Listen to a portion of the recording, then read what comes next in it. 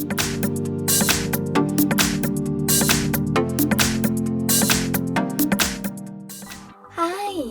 In front of me is Motorola G71 5G, and today I would like to show you how you can connect it through Bluetooth. Firstly, go into Settings. Now you need to select Connected Devices and tap on Pair New Device.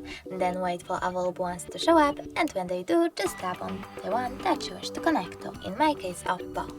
Now select Pair in the pop-up and wait for this device to accept your connection request. As you can see, my devices were successfully connected. If you wish to disconnect them, you can always do that by tapping on this little gear icon next to the device and choosing Forget. Now confirm your choice in the pop-up.